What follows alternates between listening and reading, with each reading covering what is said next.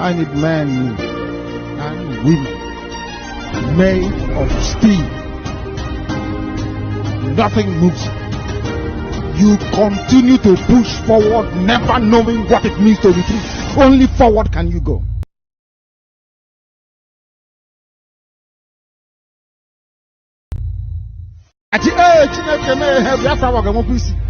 Look at people of weak mind, very weak disposition. I need men and women made of steel. Nothing moves. You continue to push forward, never knowing what it means to retreat. Only forward can you go. Will become a new political, has opened a new chapter in Nigeria political history. But when Rogers was saying this, a lot of people were laughing. They don't know the consequences of what has actually happened. That this is the main reason why nothing works in Nigeria, and this is the main reason why Biafras are going. Biafras are going because what happened in the north doesn't happen in the south. What happened in the southwest doesn't happen in the southeast. So there is always this particular treatment, preferential treatment given to Fulani. And for us who have come down that it is going to get worse, we say no. We must to leave Nigeria. Everybody to pay attention. I say how you came back is another chapter in our political history. How I came back from where? Mr. President, how you return to the Senate as a senator will open another chapter of great discussion in our political book. All right. Because I was there in the field with you running for president. Okay. I never knew how you were able to meander and return and leaving some of us. Next time, you must teach me how to do that. It was easy. It was easy. Now pay attention. Okorocha wants him to teach him how to do that. Now he is telling Okorocha it was easy. Very, very easy. Okay? Now, I want everybody to listen to the story of how easy it was for somebody who did not contest election to become the winner. That is why I say there is no election in Biafra land. Some people say, bring Simon Ekpa to kill him. Some people say, we are giving you 100,000. Go and kill Simon Ekpa. Simon Ekpa is undermining democracy. That's a lie. The people that are undermining democracy are these political juggernauts who parade themselves with big stomach. These are the people who have destroyed everything, and that is the reason why we are living. So when they come to say Simon Ekpa is undermining democracy, I told them, I am just the good guy. Now you are going to also agree with me, finally, that I remain the good guy. Somebody who did not participate in election. He was not voted for. His name was not in the list. He is now explaining how easy it was for him to become a senator without being voted for. Now, you are going to listen to how easy it is. Now tell me, who amongst us is the one undermining the democracy? Is it me or this man who is now about to explain how easy it is for somebody to become a senator without participating in the election? Now listen. I was there with you in the field, but it was easy. Okay. It was easy. All right. I was there with you in the field. Okay. But after our defeat, okay, my constituents thought they needed me again. All right. Listen, after they defeated him, his name was not in the list of the people contesting for Senate, and his constituency, according to him, say they need him. It's a lie. What are they going to need him for? Is it because what he did do anything in the first time? In the first tenure? The answer is no. So he doesn't deserve anything for his constituency to say, we want you back. It's a lie. Money has exchanged hands, and he has bought his way to the Senate. Now let us watch. And so they asked for me to come back. Okay. They asked him to come back without being voted. They did not vote him. After the election, they asked him to come back. Now watch. And it was a torturous zoning because we had to go through courts. Okay. And it was a total zoning because they have to go through the court, judiciary, Nigeria judiciary. They go through the court. Court is the one to determine who is going to be elected. Even when the person did not participate, you can imagine in Imo State, fourth person become first. The fourth person who were fourth position become the governor of Imo State. Now, we are now talking about somebody who did not participate at all in election. His constituency now gathered, according to him, and go to court to say, no, this man did not contest the election. His name was not there. He went to contest for president and he lost the primary to Bola Tinubu. So, and during that time, he was contesting for president. He couldn't come to contest for Senate. He did not pick up even the form to become a senator. So we, the constituents, we have decided that the Nigeria electoral process is not something that we trust. So we are not loyal to Nigeria constitution. The Nigeria constitution is not applicable to us. The Nigeria electoral law is not applicable to us. So for that reason, we, the constituent of this man, is now rising up and going to court to make the court choose him and confirm him as the senator from that constituency. Have you ever seen anywhere such thing happen? Now, I ask you, is that a democracy? Is that a democracy? Is that going to happen in the East? Is that going to happen in Yoruba land? The answer is no. But it is happening in the North. And let me tell you, why they have allowed him to come back is to finish what he started, Islamization of Nigeria. I want everybody to pay attention to this. Now listen. I didn't even appeal. Okay? He didn't even appeal. Confessional, he is very proud to say it. He did not appeal. A judgment that did not give me the contest. The party and the stakeholders in my constituency appealed on my behalf up to the Supreme Court. Okay. The party and the constituents of his own place appealed. He didn't appeal. He didn't want to even appeal because he didn't contest the election. They went up to the Supreme Court arguing that this man, though he did not purchase a form, though he did not contest the election, but this is the person we want. Now, the same thing cannot happen in Nigeria, right? Some of them are now shouting P2B, P2B. They can't apply the same jurisprudence. When they claim that Nigeria has voted P2B, oh, everybody voted P2B, they put Tinubu, and they are in the court.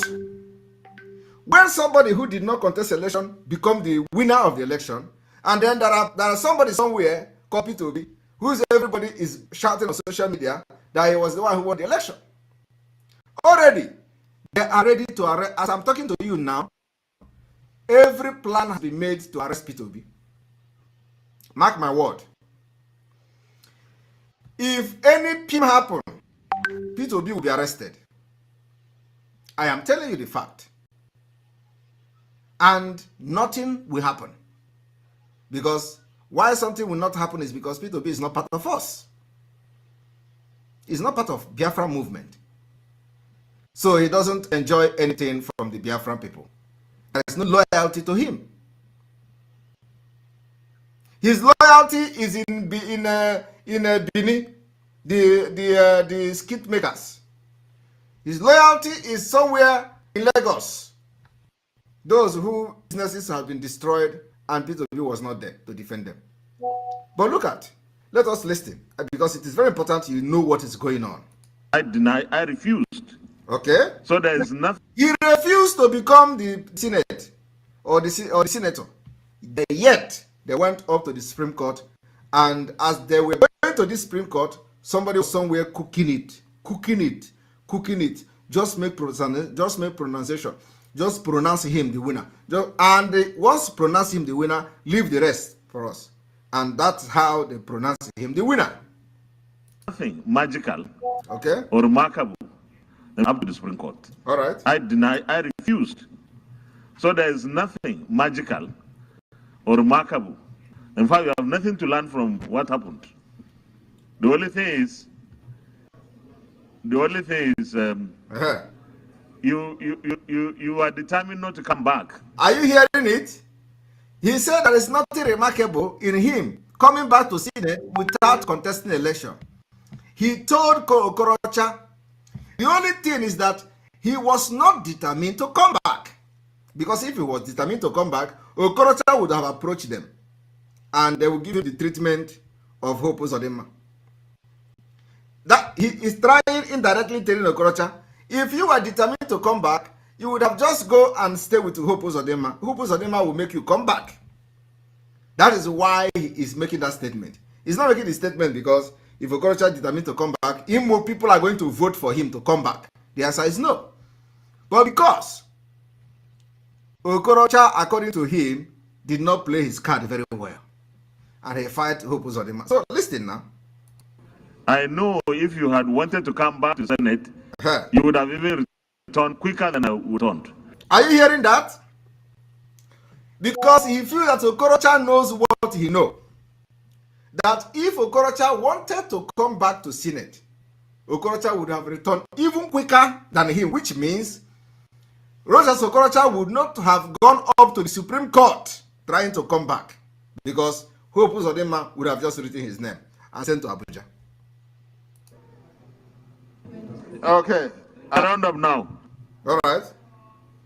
Mr. Senate President, I still say I want to be your student next time. Because and Rochas Okorocha is not convinced. Okay? With all this explanation, everybody knows where his power come from and all that. But Rogers, the whole explanation still beat the imagination of Rogers, because you can do anything, okay? You can do a lot of things and say, this is what I did, but not when you were not part of the election. Not when your name is not even in the list of people who contested the election. Then you become the senator. No. Rochas Okorocha was not convinced by that explanation. He needed to be student. He wanted to learn how this one is possible. Like Rochas Okorocha will be sleeping in his house, and people will be killing themselves in Imo State, and his name is not in the list of people contesting the election, accredited by INEC. Only for Rochas Okorocha, for his constituency to go to court and say, we want Rogers, and court will pronounce Rogers winner. Rogers don't just, no matter how corrupt Rogers is, this one passer, he didn't believe it. So listen. Mr. Senate President, I still say I want to be your student next time, because it is more of the more you look, the less you see. My paper, my paper. Rogers concluded by saying he still wants to be the student of this man, because what has happened is the more you look, the less you see. That is the democracy that Biafra people are running away from. We don't want to be part of it. That's why we don't want to validate any election in Biafra land, because they are off road. Now, in case you do not know what Lawal did to become the Senate, even when he did not. Now, I want you to listen to this. I don't think,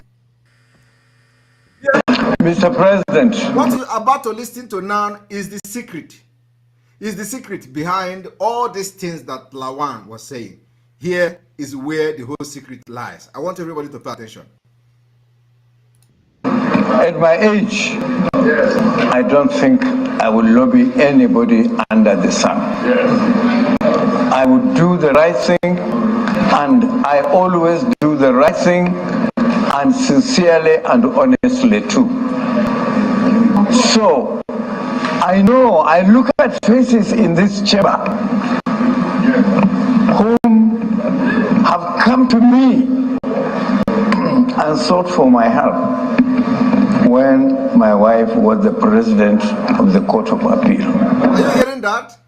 He recognized people who are in this chamber with him, who has come to his house and sought for help when the wife was the president of the Court of Appeal, which means if you come to him, bring billion or 100 million or 200 million or $1 million, just like this man, the Lawan, give this man 100 million or $100 million or $1 million or 100 or 500 million naira, and say your wife is the president of the Supreme Court. Please, when this case come to her table, let her pronounce me the winner. Nothing will happen. This man will collect the money and go to the wife and tell the wife, look, we have to do this and do that. And that particular case automatically will favor the person who bring the largest money. That is what this man is trying to expose here.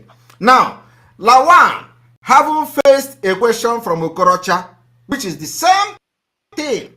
Because how can a judge who is learned, went to school to judge case with fact, will be pronouncing somebody who did not participate in election a winner? But it happened here. Now this man is coming to tell you how they did it. I'm not saying that the wife is the one who pronounced Lawal a winner, but I'm telling you it is the same process, the same procedure. Now listen to him. How man, God is putting this thing in his mouth to confess, and Lawal was holding him back. And I'm sure the Civil Senator Adam Ahmed Mulkacho, I think I would advise that you just round up and take your seat. Because he knows that that is exactly what he did to become the senator. Now let us listen to him from here. From here. And return and living some of us. Next time you must teach me how to do that. It was easy. Okay, it was easy. It was easy. Very, very easy. I was there with you in the field. Okay. But after our defeat, okay, my constituents thought they needed me again. All right. And so they asked for me to come back. Okay. And it was a torturous journey. All right. Because we had to go through the courts. Okay. They have to go through the court. That particular court they have to go through is a court like this. Name any names. We know ourselves. No, but we know ourselves. That is the kind of court Lawal is talking about here. And this man continued to say it when God is telling him to say it. He said, Lawal, don't stop me. We know ourselves. How you people come to me, and his wife, who is the judge, then will give decision in their favor. This kind of insinuation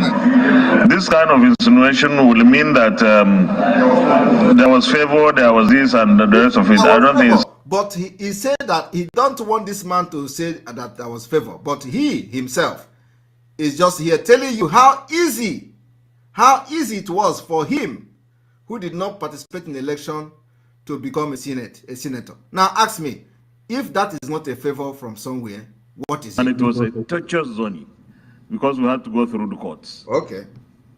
I didn't even appeal. He did not even appeal. Listen now, he did not even appeal. The only thing he needed is for somebody from his constituent to file a petition to the court, and then somebody somewhere, like this man's wife, is going to do it. There was favor, there was this, and the rest of it. I don't think it's a good idea. It's a good idea. Well, Mr. Chairman, I must say that, okay, to round up, since that's what you want me to do, I will do that. And I must thank particularly my wife, whose freedom and independence I encroached upon while she was in office. And she has been very tolerant and accepted my encroachment and extended. And you know what this man means by the encroachment? You know what he means by the encroachment? What he means by the encroachment is that because of the wife, he was able to climb the ladder to be able to come to know the faces that he is seeing there, who has come to him for help, to tell the wife to turn around this case in their favor. And they gave him money. And today, some of them are paying him back by bringing him to this kind of place. I don't know whether they have given him appointment. I don't know whether he's a senator now. I don't know what he is. But he is now telling the story of how the wife influenced all the politicians that the wife have helped while she was in the service as a president of the Supreme Court, is what is now making him to come to this kind of place to question or make a comment to the Senate president, the outgoing Senate president. I want you all to see the impunity going on in Nigeria. Now, Lawal is not very, very comfortable with that because Okorocha have just asked a question. He had just explained how it was very easy for him to come back without participating in the election. And this man have just done the justice to it. Help to my colleagues. The song He is still saying, reminding them, all of you that have come to me, how my wife have helped you, don't say that I am not seeing you. Any day you do PIM, I am going to bring your book. You see, this man is giving them sign that is danger. Because anybody that talks like this, if you open mouth, he can talk anything. The man insisted in telling them, he insists that my wife have done this and done that. And good to see you people, my colleague. All the faces I'm seeing here, I have helped you one way or the other. My encroachment and extended help to my colleagues.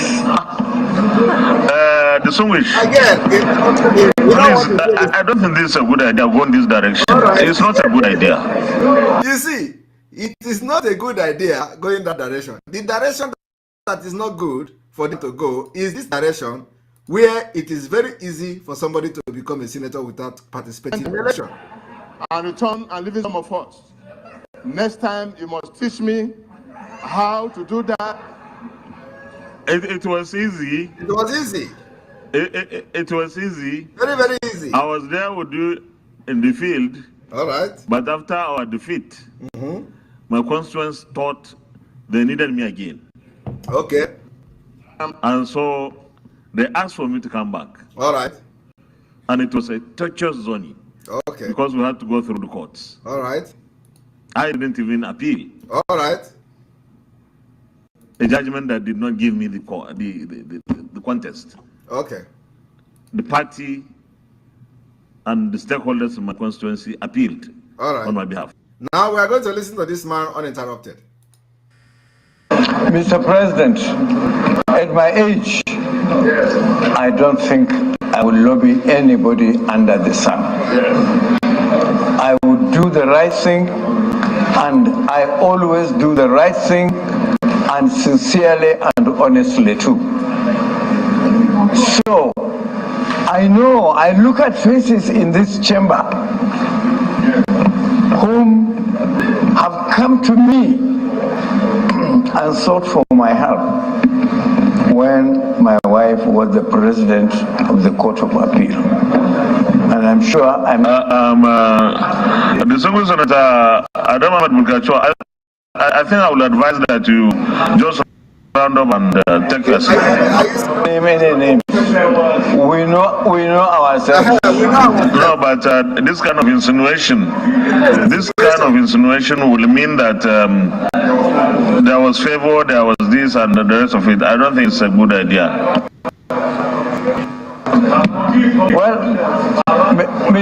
Mr. Chairman, I must say that, okay, to round up, since that's what you want me to do, I will do that. And I must thank particularly my wife, whose freedom and independence I encroached upon while she was in office. And she has been very tolerant and accepted my encroachment and extended her help my colleagues.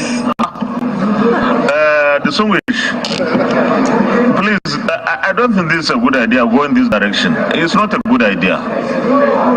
It's not a good idea, please.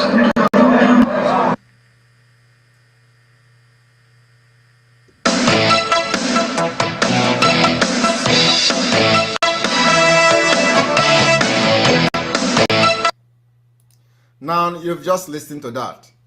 That is what impunity is all about. Please, those of you who may not be watching from the Enter Biafra, please, the Enter Biafra, like I said, is under maintenance, and it will be on and up and running very, very soon. As soon as the IT group are done with their work, it will come back again. But the video is somehow not responding to the channel 2 because of this new upgrade that is coming to the website. All right, so now we are going to listen to this again. Very important to discuss. Sorry? I say how you came back is another chapter in our political history. How I came back from where? Mr. President, how you return to the Senate as a senator will open another chapter of great discussion in our political book. Okay. Because I was there in the field with you running for president. All right. I never knew how you were able to meander and return and live in some of us. Next time you must teach me how to do that. It was easy. Okay. It was easy. I was there with you in the field, but after our defeat, my constituents thought they needed me again. And so they asked for me to come back. And it was a treacherous journey because we had to go through the courts. I didn't even appeal a judgment that did not give me the contest. The party and the stakeholders in my constituency appealed on my behalf up to the Supreme Court. I refused. So there is nothing magical or remarkable. In fact, you have nothing to learn from what happened. The only thing is, you are determined not to come back. I know if you had wanted to come back to the Senate, you would have even returned quicker than I would have returned. Okay. I round up now. Mr. Senate President, I still say I want to be your student next time because it is more of the more you look, the less you see. My paper, my paper. And when we are saying we want to be free, it is not only Biafra that is going to be free this year. A lot of nations will break. Nigeria is going to break into pieces. And we, the Biafra people, are going to make it possible. I am telling you now, it is not a hidden thing. It is going to happen this year. Those of you who are planning to have election in 2023, which is next month, you are going to fail. We will disappoint you, and you will disappoint. All right.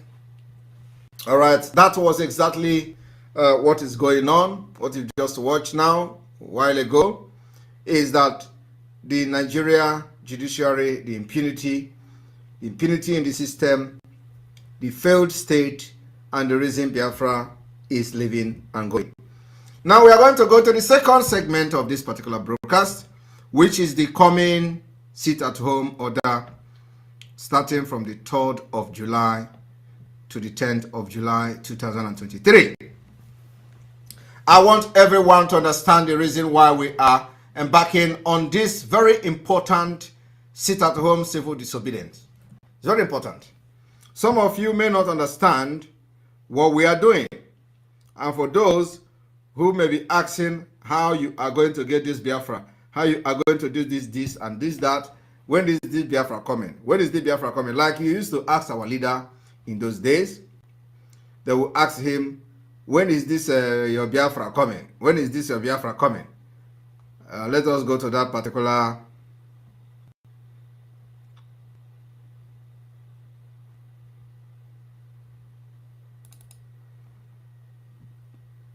Jingle. People say Igbo and Niger Delta. Daft, useless people without brain. What name were they answering before Niger Delta? Biafra.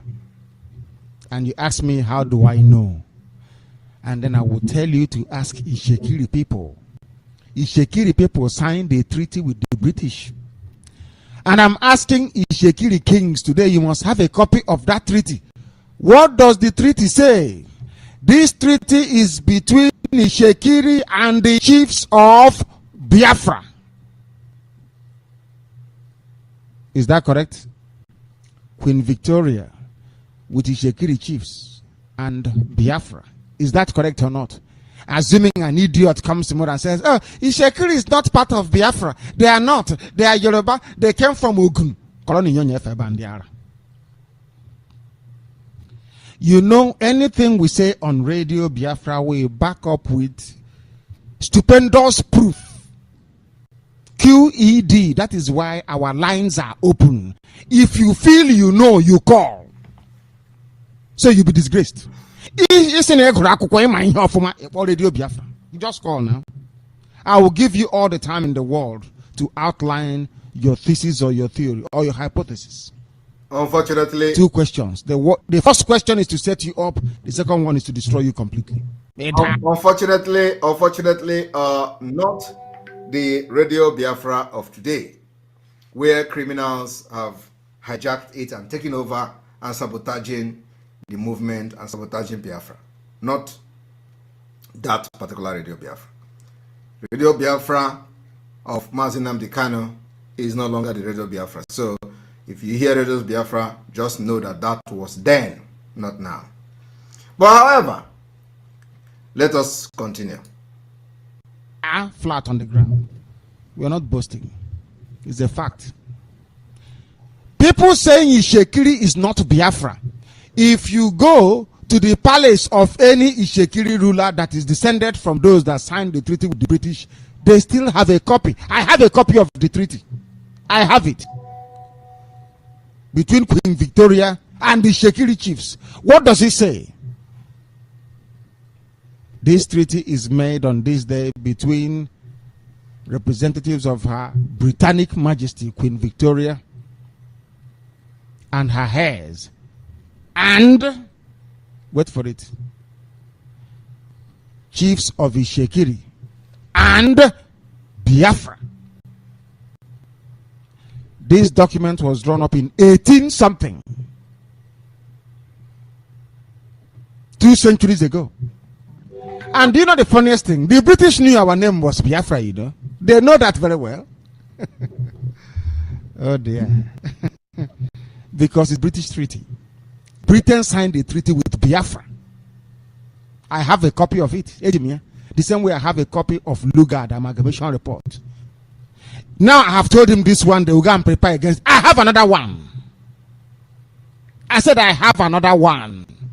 That one is Kakwa Ubunigwe. Anybody telling you rubbish about Izon, Ishekiri, Urobo, Isoko, Egala, Idoma, Efik, Ibibio, not being Biafra, the person is deranged. It's not learned. The person did not go to school. Anybody telling you that if you go to Edo State, unless Edo wants to join us, they're free to do so. Every state in the south, and southeast, including Benue, Lower Benue, and Lower Kogi, they are part and parcel of Biafra. I said, I have the documentary proof from Ndiocha or Ndisioji. People say Igbo and Niger Delta. Daft, useless. All right, you just listen to that. And those who are always asking, when is this your Biafra coming? When is it? Look at people of weak mind, very weak disposition. I need men and women made of steel. Nothing moves you. You continue to push forward, never knowing what it means to retreat. Only forward can you go. Look at people of weak mind, very weak disposition. I need men and women made of steel. Nothing moves you. You continue to push forward, never knowing what it means to retreat. Only forward can you go. Look at people of weak mind, very weak disposition. I need men and women made of steel. Nothing moves you. You continue to push forward, never knowing what it means to retreat. Only forward can you go. Look at people of weak mind, very weak disposition. I need men and women made of steel. Nothing moves you. You continue to push forward, never knowing what it means to retreat. Only forward can you go. Look at people of weak mind, very weak disposition. I need men and women made of steel. Nothing moves you. You continue to push forward, never knowing what it means to retreat. Only forward can you go. When our leader talks about he need a man with like steel, men with steel, nothing moves them. Only move and continue to move. Look around yourself today. Did you see any man who nothing moves? Only continue to move Biafra struggle forward. It is only in the autopiloted IPOB. It is only in the Biafra Republic government in exile. It is only in the Biafra de facto government in the homeland that you find such men. And today, I want everyone to pay attention to this special announcement. The special announcement is to inform the Biafra people about the next 1 week sit at home, which is targeted at demanding the unconditional release of our leader Mazi Nnamdi Kanu, preparing Biafra people for the coming of the self-referendum that we are going to organize very soon. I want also to inform Biafra people that this particular sit at home is to also send a notice to put the world on notice that it is only the Biafra Republic government in exile that the Biafra people are loyal to. And let me also make it very clear that, of course, there are still some elements, very few of them, that still support one Nigeria because they eat from them. So it is normal that there are this kind of individuals who have sold their conscience, sold everything about themselves, sold their future, and are ready to work with politicians. So we are not surprised if you see such people. But the point is that they are not even in 1%. They are like 0.00% in Biafra land. And so,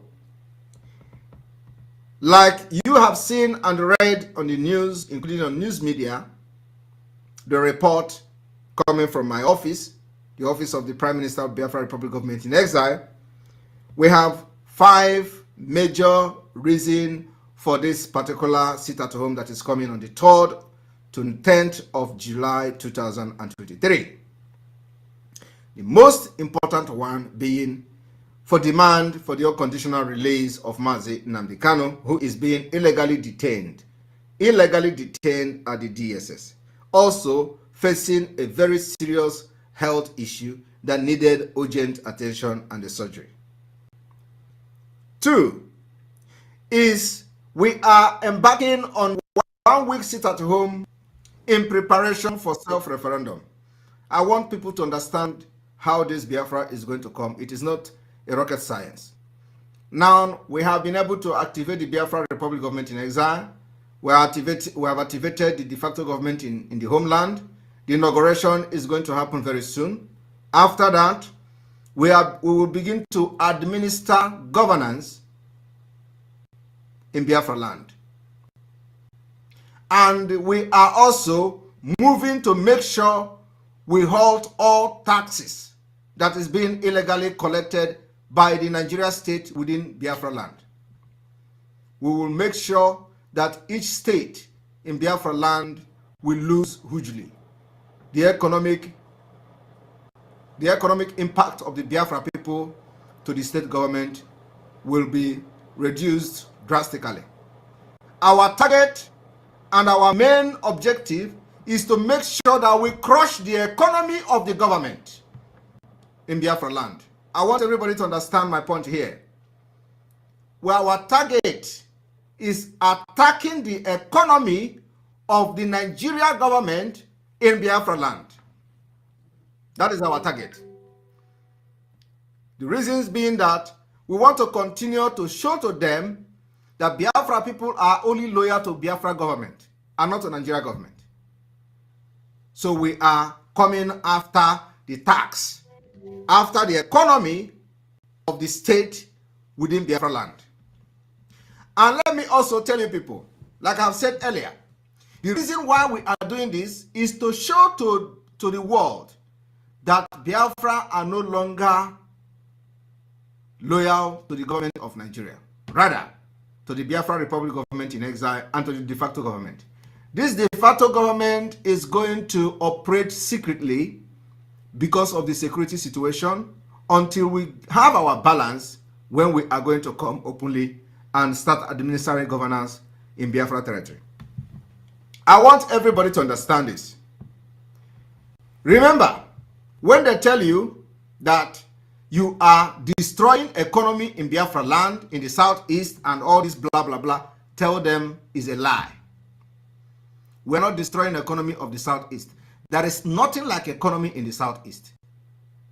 How can you have economy when there is no seaport? How can you have economy when there is no embassy? How can you have an economy when there is no any powerful international or multinational corporation in the southeast? And they are telling you are discovering. They will tell you no investors is coming. Ask them, when did you see investors last in the southeast? Before 2021. Ask them, since 1960, 67, going forward till 2021, how many investors have you seen in the southeast? Why would somebody come to southeast to invest when there is no representative from anywhere in the west in the southeast? There is no representative from America in the southeast. There is no American company in the southeast. There is no European company in the southeast. There is no mega anything in the southeast prior to 2021 when Oyendu Mazinam Dekano was kidnapped. So is it now that they want to tell you investors are running away from the southeast? They were never investors. We, the Biafra people, are the investor in the southeast. We, the Biafra people, are the government in the southeast. We build roads to our own communities and everything. We do it by ourselves, not the government. So when they tell you about economy, tell them yes, it is time to attack that particular economy that the government are generating and making them pompous to bring military and then also this kind of pompous that whenever they are driving along this bad road that we have out east, they are going to be spreading all this poto to our people walking by the roadside. We will make it very difficult for them.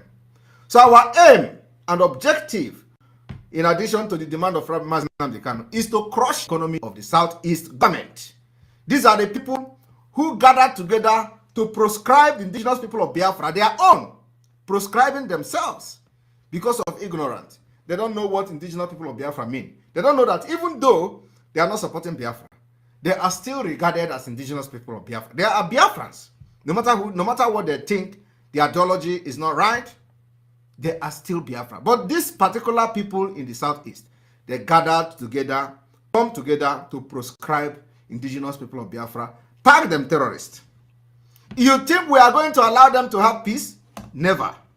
So what I'm trying to say this evening is that whenever they confront you that Simon Ekpa is destroying the economy of the Southeast, ask them, can we know where the economy was before Simon Ekpa come on board? Can we know what they have done with the economy they generated before Simon Ekpa coming on board to fight for Biafra? Let us see how good it was before now. If they are not able to bring evidence of how good Southeast was before Simon Ekpa started shouting for Biafra, they should rather just go and sleep and cover themselves in shame. We are coming with heavy, thunderous fire on the economy. Economic sabotage is what we are doing. Enugu State Governor came the other day and started shouting that they are losing 10 billion every Monday. 10 billion, whatever, every Monday. It's a lie. There is nothing to show for it. There is no evidence anywhere to show that Enugu State is losing 10 billion. It's a lie. But if they are losing 10 billion, then it means that we are happy, because that is the reason why we are attacking them. Attacking the economy. Attacking those who sponsor terrorism against our people. The source of this terrorism, we are attacking it. So the economy, and we are not even doing anything. Just the only thing that is required from you is sit at home. And let me tell you, for those of you, the market people in Biafra land, you are not losing anything. If you do not sell today, you sell tomorrow. But in the government, they are losing. The workers are not going to work every Monday. Banks are closed every Monday. These police that are collecting money and putting roadblock everywhere and there, they are not working every Monday. Yet, government will pay them. They will pay them, they must pay them. So we are going to make sure we give them sleepless night. And everybody must understand that this is the last phase of this Biafra liberation. We are going to come with more stringent mechanism. If Mazi Nnamdi Kanu is not released, we will come with more tough, very tough, I am telling you, very tough mechanism is coming. After this 1 week sit at home, we will come. It may not be sit at home again. Believe me. It may not be sit at home. It is going to be something else. So we are coming. But this 1 week sit at home, I want everyone to pay attention. From the 3rd to the 5th of July, everywhere in Biafra land will be order, lock and key. Don't go out to, as I am saying it now, what they are going to do is to start burning everywhere. They will say, oh, Simon Ekpa have given order. They will burn this one and burn that one, and they will think that I'm going to run away. I'm not running away. I have just said it. Do not go out so they don't make you a scapegoat to use it to blackmail Biafra. Don't give them opportunity to hurt you and take your video and start posting it. Oh, Simon Ekpa has started again. This one and that. Do not give them opportunity to do that. Listen and listen very attentively. Do not go out so that you will not fall a victim of Nigeria government. From the 3rd to the 5th of July, every Biafra land will be under lock and key. On the 6th of July, you are going to go to the market, buy groceries, buy things for yourself, for your family, and do your business. On the 6th, we want every market to open. Then on the 7th of July to 10th, everywhere will be locked down. Don't say we did not tell you. Nigeria, there are this kind of, there are like things looking for who to kill and who to eat. Do not come out and say, Simon Ekpa this, Simon Ekpa that. The next thing is that Simon Ekpa, I will order the sit at home again and again, even if you fall the victim of Nigeria government, because you are not going to say we did not warn you. And also, let me also sound it as a note of warning to those market leaders in Biafra land, that they are going to come to your house and collect key of the shop or collect key of the gate to the market. Do not go with them. We know that the other day, last Monday in Enugu, we got the information that the governor ordered the policemen to go to the Ogbete market or market chairman and collect the key and carry the man to the market to open the gate. The man refused to go. And the man handed the police the key to the market. The police took the key, went to the market, opened the market, and stationed armor tank in the market. Yet nobody came. So if they come to collect key You can give them the key, but don't follow them. We know everyone, and we know every one of you. And those people who want to use you to fight against Biafra, they will be the one to kill you and put it on the head of Biafra. And we don't care. So do not allow them to use you. Don't allow them. They cannot force you into the market. So what we are doing is that this is the only way and the only time to get this freedom. And it is very, very clear. With impunity going on in Nigeria, the Muslim ticket, Islamic State, it is very clear. Anybody that is not supporting the Biafra now is not a human being. So do not allow them to pressure you to go out, because they will be the one to bring people to come and attack you in order to blackmail the Biafra. So Biafra are killing people, or Biafra are attacking people. Don't say we did it. This is how we have been warning you from the beginning. And everybody knows how to operate. They will go and do something and put it on another person's head. So don't allow yourself to be used to carry out that particular evil act by the Nigerian government. We are also aware that in Enugu, in Ogbete, the chairman of these keke drivers were paid. One of their chairman in Enugu were paid to come to do the show they staged last time.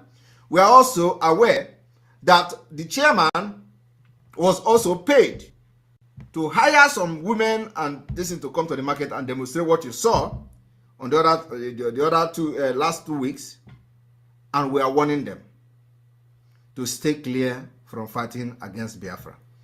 This fight we are fighting is for your own good, for your children, for your generation to come, for your family, for your future. It is not for Simon Ekpa.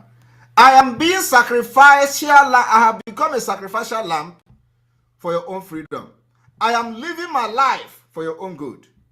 I am doing everything I'm doing today so that you people are going to have a country that is secured, where your phone will fall down, somebody will pick it and give it to you, or somebody will pick it and take it to the police, and police will put it and keep it, and then you have a number where you can call to ask whether somebody brought your police station, and police will check and say, yes, what is your name? Come for identification. You come with everything to identify that you are the person and that you are the owner of the phone, and the person will give it to you. Not this kind of situation where somebody, once your phone fall, another person will say, God have answered my prayer. You pick up your phone and begin to use it. And if you go and demand it, it will change everything and you cannot find the phone again. We don't want a society like that. We want a society where everybody will be looking out for each other. That is what we are bringing to Biafra land. And it is going to be possible through the security measures we are going to put in place and the database system. I don't think you are going to know what is coming in Biafra and you begin to continue to fight against it. You are not a human being. So I am begging those in the market, especially the market leaders, do not allow any governor to deceive you, because they are going to be the same people that will bring people that will attack you in the market and say, hey, some Ekpa boys have come. I am the one and many people fighting to protect you. We are the one providing security for you in your village. Where the Fulani, the reason why Fulani are not killing you today, sacking you in your village the way they are sacking in Benue, the way they are sacking in Jos, the way they are sacking in Niger State, the way they are sacking in Zamfara, the way they are sacking in many parts of the northern Nigeria, is because of us. I do not know how somebody will now come and tell you Simon Ekpa is looking for your downfall. Simon Ekpa is fighting you. Simon Ekpa is killing you. And you are believing such nonsense. When in the actual sense, when the Fulani, the terrorists come to kill you, we are going to be the one to mobilize our army to go and chase them away from your land so that you can go to farm. And the same person is the one that somebody somewhere telling you, oh, he is trying to kill you. You are killing the people you are fighting for. And when this thing is happening, you don't see them talking. Have you seen anybody talk about the killing in Kaduna? Have you seen anybody talk about the killing in Plateau State? Have you seen anybody talk about the killing in Zamfara, in Niger State, or in all these places, Katsina, Nasarawa, Adamawa, all these places where did you see them talking about it? They don't talk about it. Today we see that another governor said he is collaborating with the Nigerian army. I looked at him and I laughed because he don't know anything. You should ask people who have collaborated with Nigerian army. They are the worst criminals, the worst terrorists you see. It is in the same Nigerian army checkpoint. that kidnapping is taking place in Biafra land. 1 kilometer away from the military checkpoint. And these people are not seeing that the military are infiltrated by the Boko Haram, repentant Boko Haram, and other jihadist movement. And they are saying they want to collaborate with them to bring insecurity to Biafra land. We will fight you. The reason why we are armed is to fight those who has come to kill our people. And they are the military. So if anybody, Enugu state governor, think that it is by collaborating with military in a peaceful Enugu state is what he want to do, let him come. We are waiting for him. We want to see that collaboration. From tomorrow, we want to see the collaboration of the governor collaborating with criminals and terrorists in uniform. If that is what is going to convince the Fulanese that he is really working and is really ready to end Biafra, we are waiting for him to collaborate. And let's see how it is going to end. You think it is what would you normally do every time we beg, we say, because we want peace to reign. Why is it that where there is peace, somebody will just come from the blue moon talking about security, security, security? Is there anybody being kidnapped in Enugu state? When last did you hear any noise in Enugu state? Why will somebody come as a governor from nowhere and begin to talk about we are restoring security in the southeast, we are restoring security in Enugu? Is anybody being killed in Enugu? The answer is no. And we know what we did on the ground to flush away criminals in Enugu. And this man come from nowhere and start talking about restoring peace in Enugu. I don't know which peace he want to restore in Enugu, but I'm challenging him this evening. Since he want to collaborate with the people that come to kill Biafrans, we will give it to them in Enugu. Enugu has become a new front. From today, from what I read on the news, that is collaborating with people who shouted terrorists in Four Corner. When the men of the ESN went to Four Corner Enugu, everybody saw what kind of barbarism they were committing in Four Corner, including now they are back. Nobody did anything. We did it. Everybody saw what they did in Ehamufu. How people were butchered in Ehamufu. We intervene. Why you have a government? The only government, they only after stopping sit at home. They cannot protect the people that voted them into power. They cannot protect the people that they claim they want to rule. But we are in diaspora. We are in exile, providing security for people in the rural village. So that the terrorists will not come and kill them like they killed the other part of Nigeria. And then, of course, some of them understand what we are doing. That's why they're listening to us. And somebody will come from nowhere and start talking about, oh, we want to restore security. I want you to ask the Enugu State Governor, which security do you want to restore? When they talk about security, they are not restoring, they are not talking about actually security. They are talking about the sit at home. The sit at home has come to stay. It has come to stay till Biafra come. That is the mechanism we are going to use for self-referendum. The day we are going to be ready for self-referendum, everybody will know. We're going to invite every organization. We're going to invite human rights organization. We're going to invite the UN. We're going to invite EU. We're going to invite America. If they like, let them come. If they like, let them not come. We're going to conduct this referendum, stream it live. And the whole world will watch how Biafra will vote for themselves. And then after that voting, let us see who is going to come to say he's a Nigerian in Biafra land. That is where we are going. We want to first of all make sure that the government of Biafra, de facto government of Biafra in homeland, is well structured and running. Once we are done with that, you are going to hear from us. So I want everybody to understand that we are here for good and not this kind of impunity that is happening in Nigeria every day. You people should be very grateful that you have men and women of caliber who has come to say we will not be part of it again. When they talk about Muslim ticket, they say it's not possible. Oh, it's not possible. How can that? Nigeria is the same pastors today who told you that Muslim ticket is not possible are the one telling you, oh, Tinubu is going to restore peace. Tinubu is going to turn Nigeria upside down. Tinubu is going to make Nigeria skyrocket Nigeria to Dubai. Tinubu, the same people who told you that Muslim ticket is not possible, how can you continue to live in denial? We cannot do that. No. Gone are those days where somebody will come and tell us what is not true and we should believe it because of political correctness. The answer is no. And today, we are going to give opportunities for those who want to talk to us on video. Our video live through the Enter Biafra is open. And I know that a lot of people are already watching on YouTube for the very first time.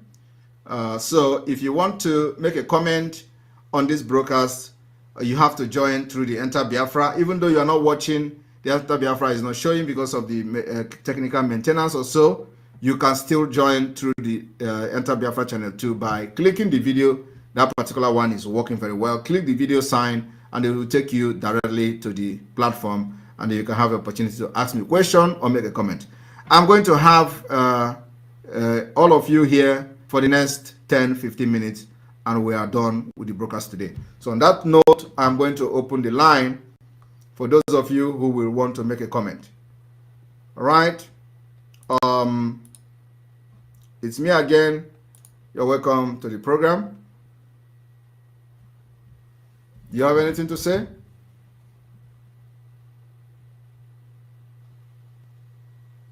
All right, we may not have the time because I have another engagement coming up.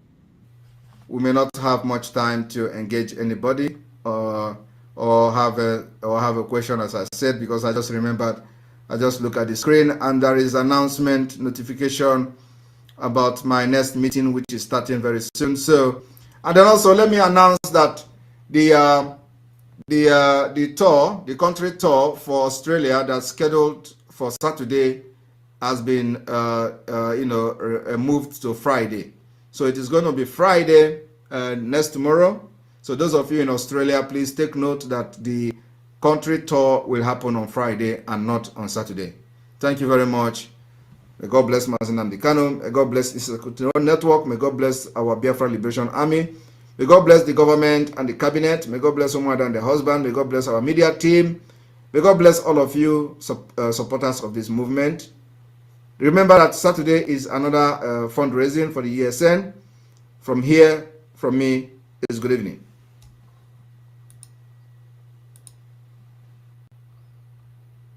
You must go and listen to Simon Ekpa, who is doing a very fantastic job. Very great job that Simon Ekpa is doing. Very, very, absolutely fantastic job that he's doing. You must listen to him and share his videos accordingly. Very, very important.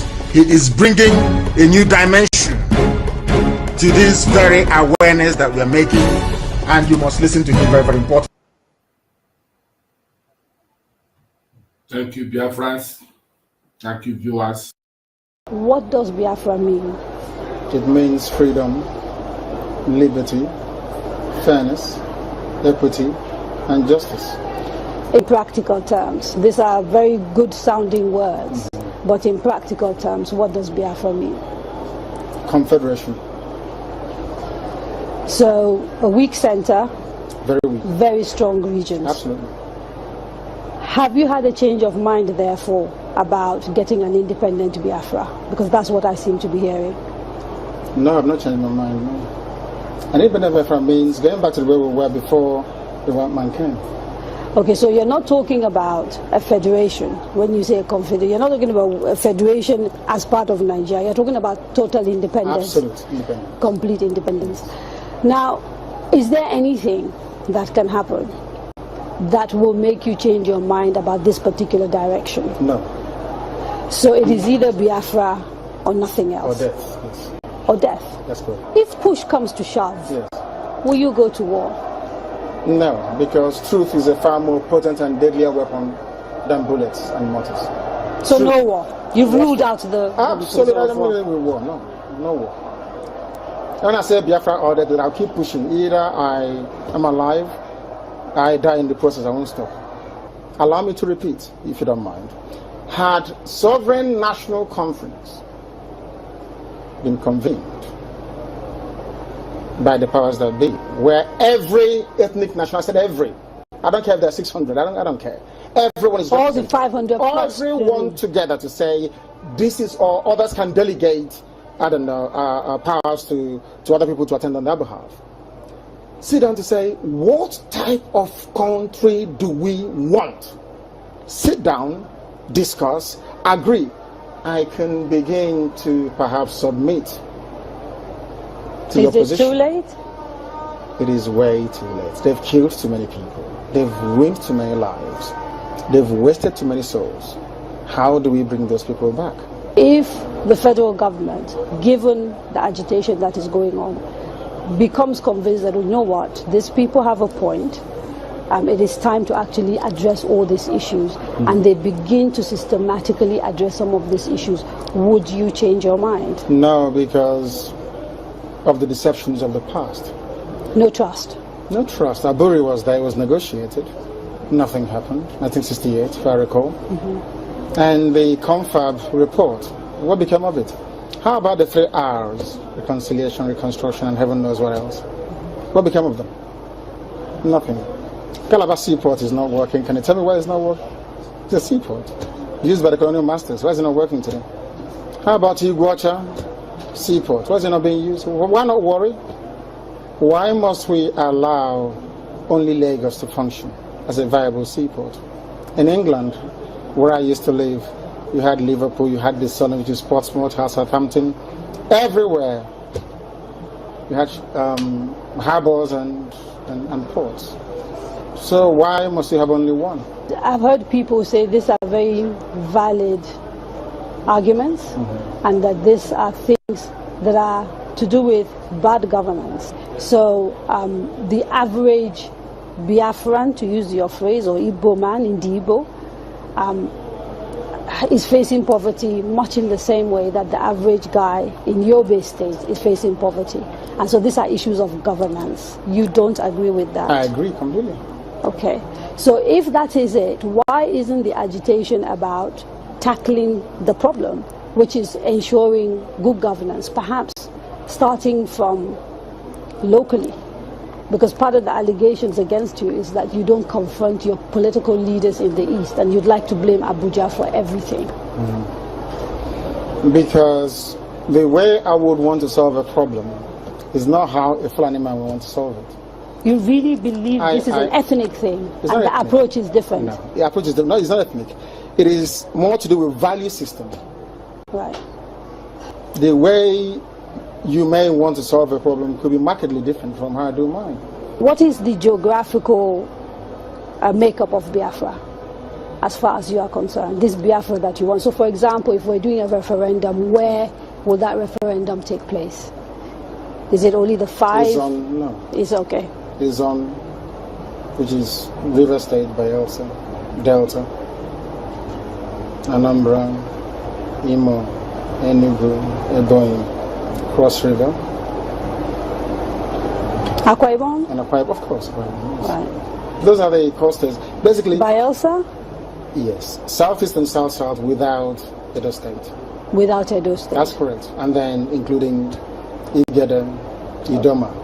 Right, the Benues. So That's the correct. Igalas and part of the Kogi, Yes. Kogi State, right? Yeah.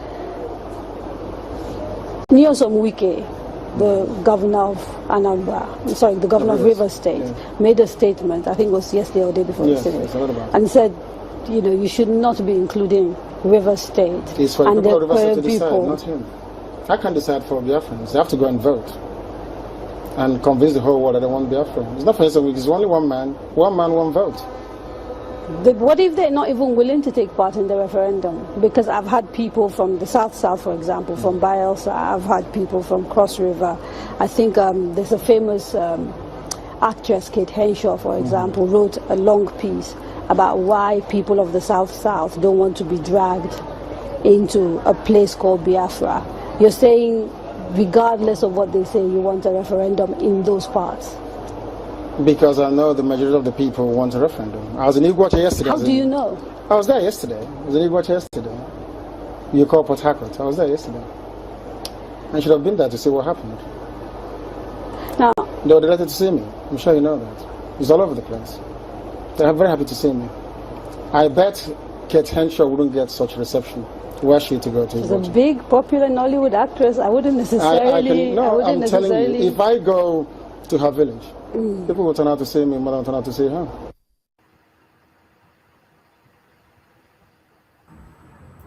Okay.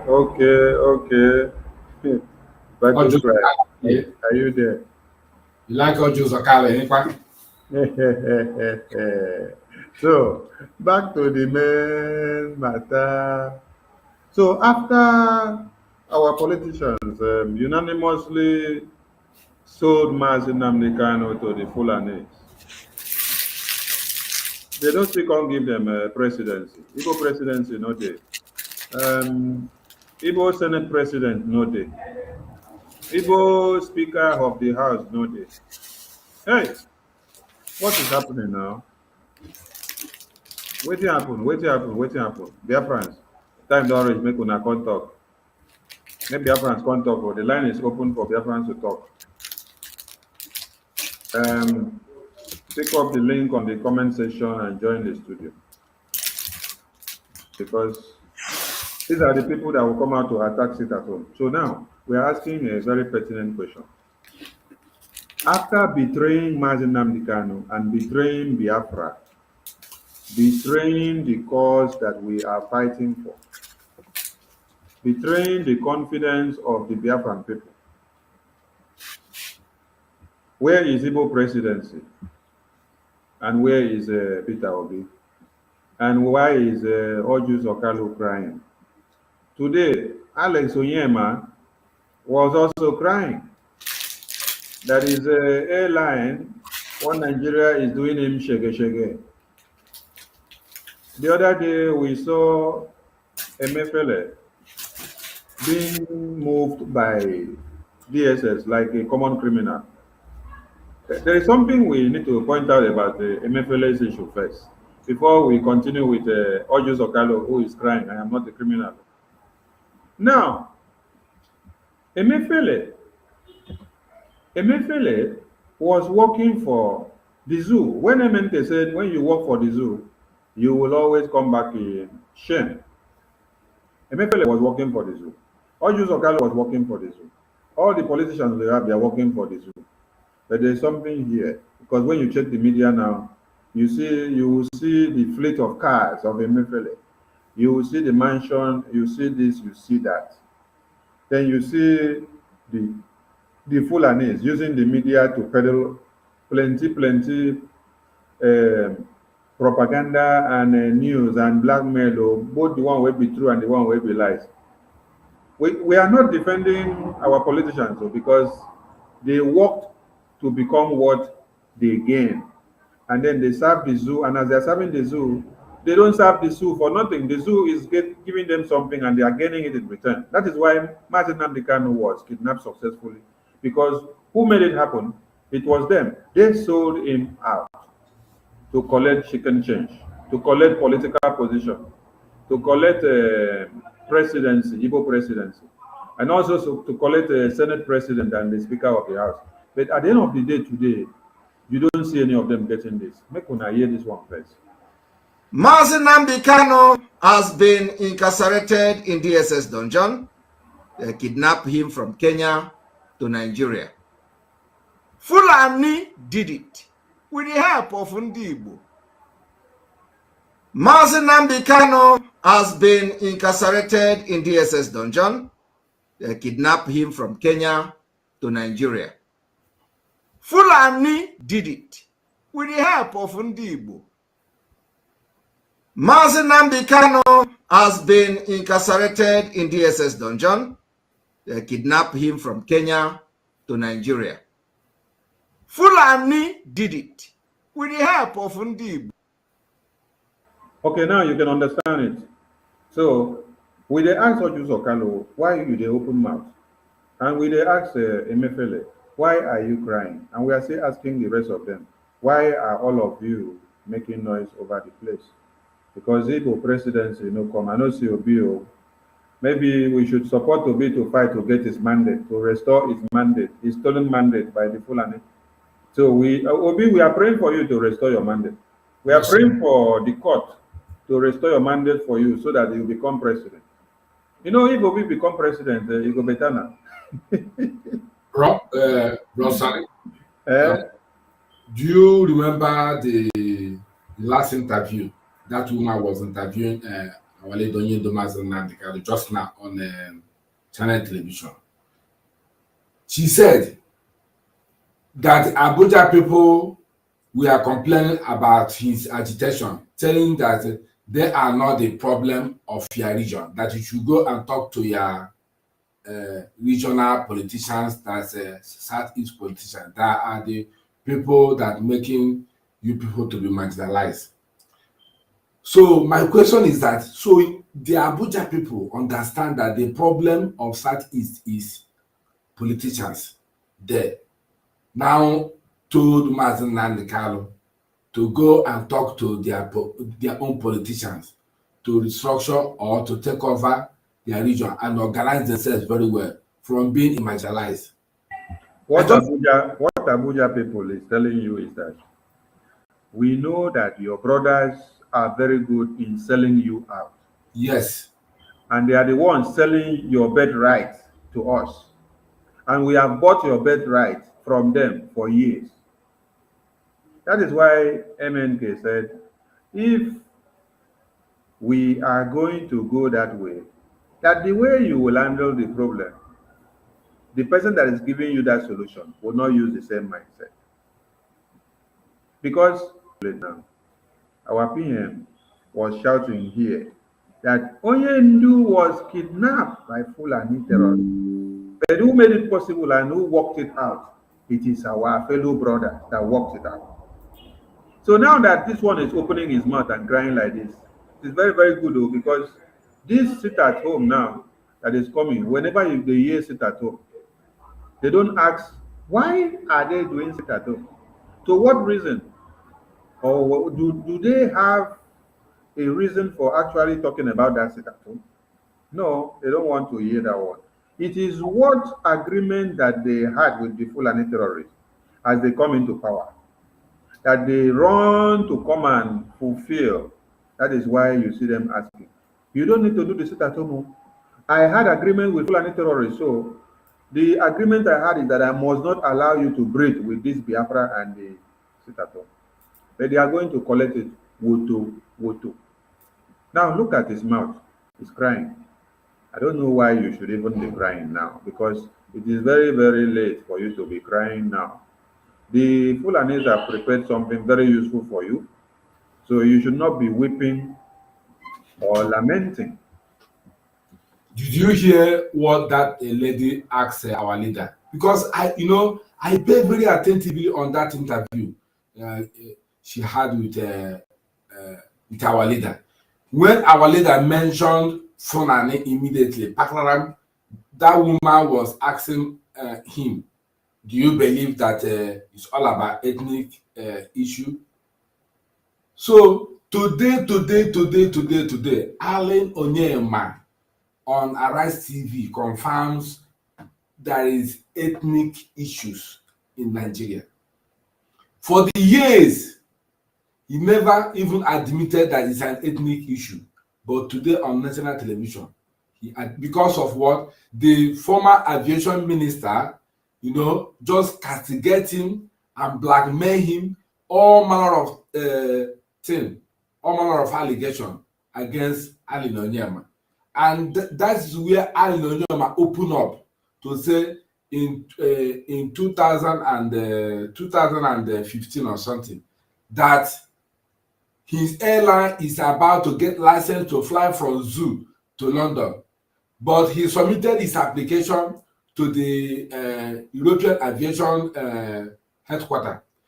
They now called Nigerian government, which is Buhari government, to ask them whether they know about APs owned by Ali Onyema. Do you know Nigerian government denied that they don't know Ali Onyema? They don't know APs.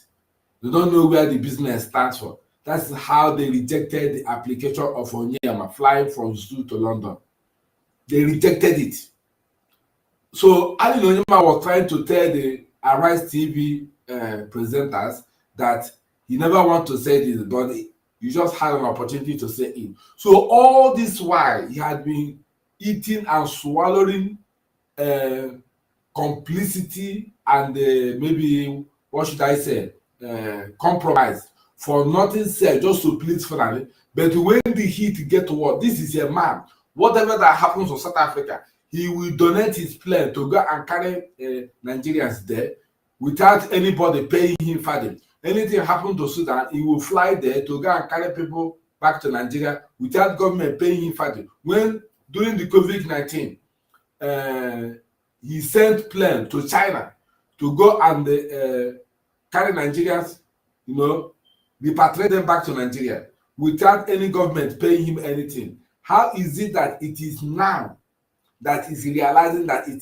Nigeria is full of impunity, ethnicity, bigotry, and all tribalistic attitude that is going on some certain people? Who are these some certain people? It's only the Southeast. Are you telling me if he was an Igbo man who asked for license to build a refinery like Dangote, that it will be approved? It will not be approved.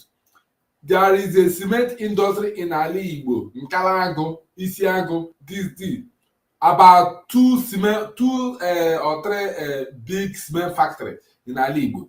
But because of this Fulani switch and everything, and I'm sure it was Igbo people that connived with Fulani against their own people to close all the Karango cement and everything and give it to Dangote.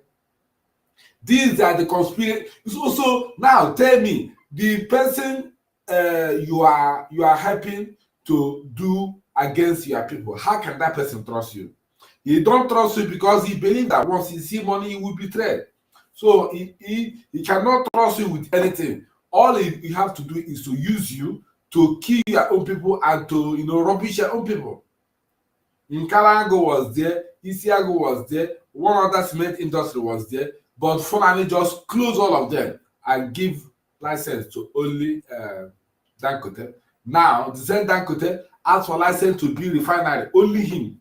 He borrowed $18 billion from Central Bank through Amefele and started building it. The same Amefele who helped Dangote to borrow $18 billion. The same Amefele, they went and arrested him. Now, can Dangote come out now to plead for his own help? He cannot plead. Fulani will use you and dump you. Amefele, former Central Bank governor, gave a loan of $18 billion to Dangote to build the refinery just because he's a Janjaweed, or you want to get one political favor or the other. At the end, what happened? They use him. After they finished using him, they now started, to make mockery of him, arresting him and all that, probing him. I can't believe these are our people. I cannot believe. When I heard the kind of attitude that is beating, I felt very sorry for them. It doesn't matter how the thing, gets to their shoe, they will dodge it and pretend as if nothing happened, and they will be doing their own. It's very painful, my people. It's very, very painful. Very, very painful. Ali Onyema was lamenting today that the former aviation minister, how he connived with the government, how he connived with the international community to tell them that APs have no capacity to fly to their own country. This is what Ali Onyema reviewed today on Arise TV for the first very time. When Buhari was there rubbishing his business, he didn't talk. Immediately Buhari stepped down. He came out, started talking rubbish. Why Buhari was there? Why he didn't say it?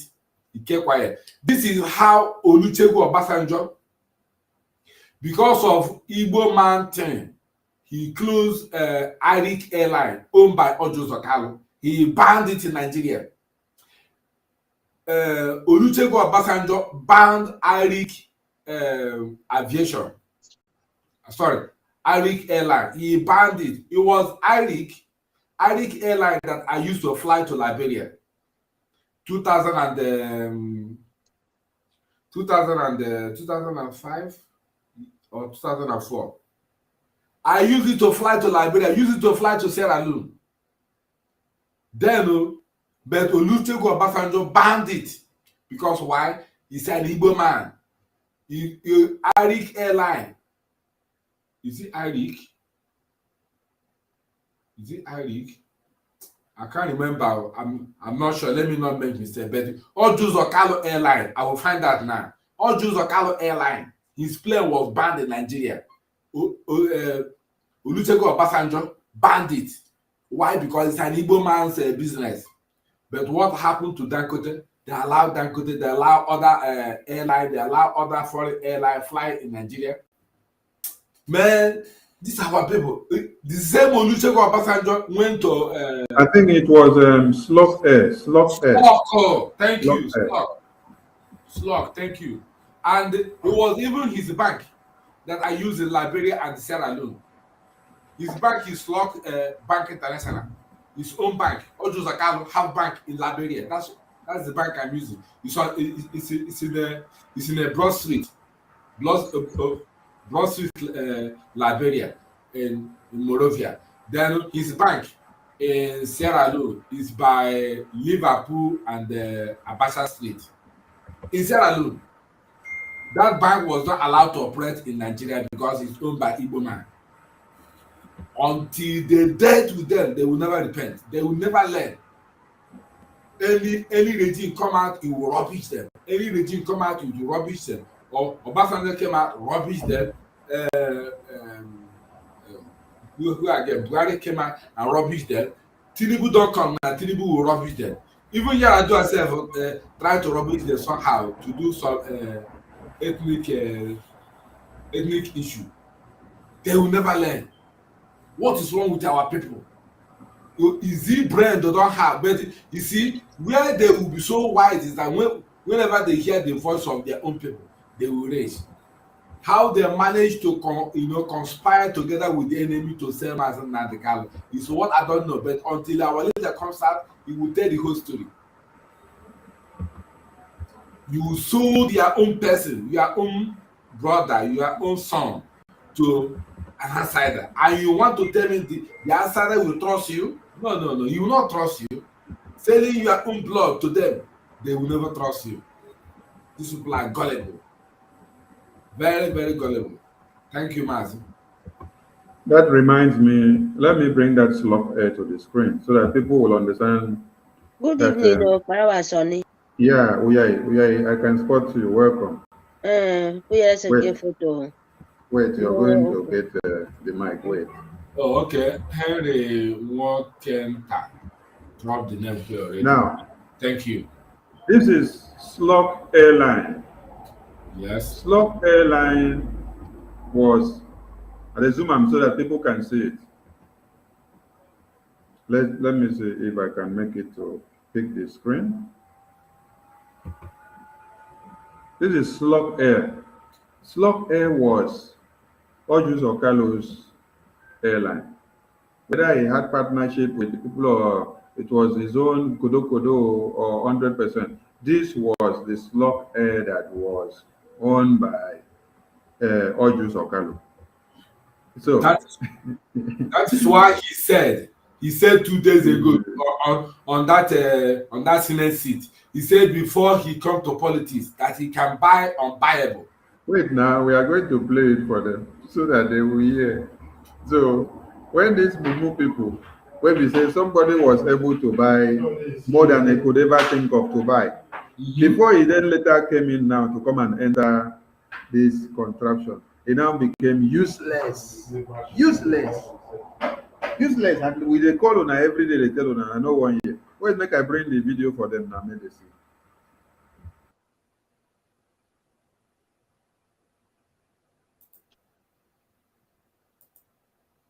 Our people are very shameful. Disgrace.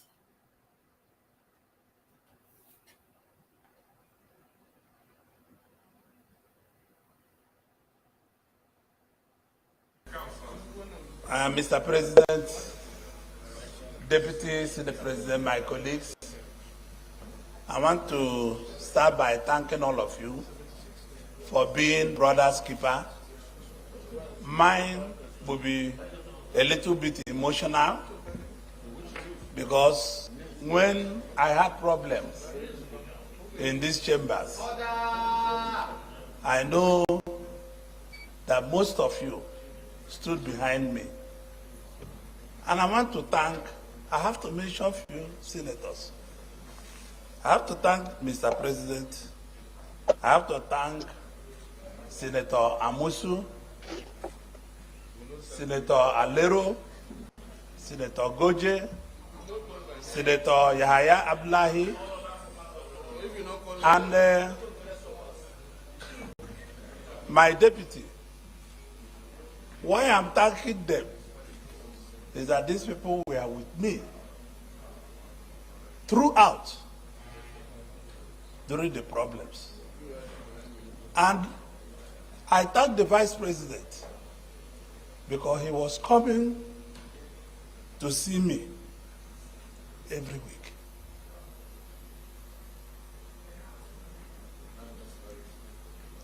Mr. President,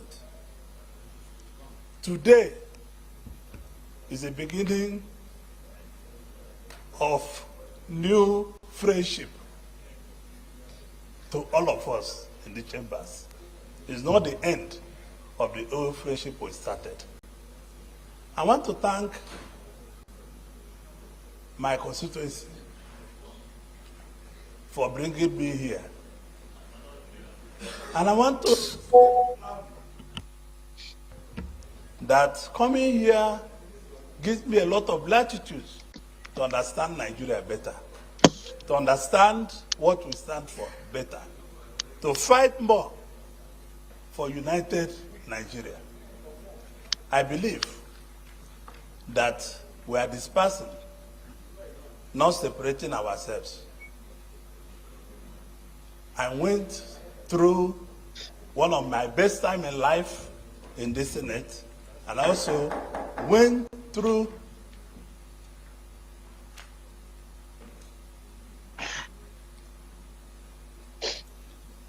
one of my difficult periods.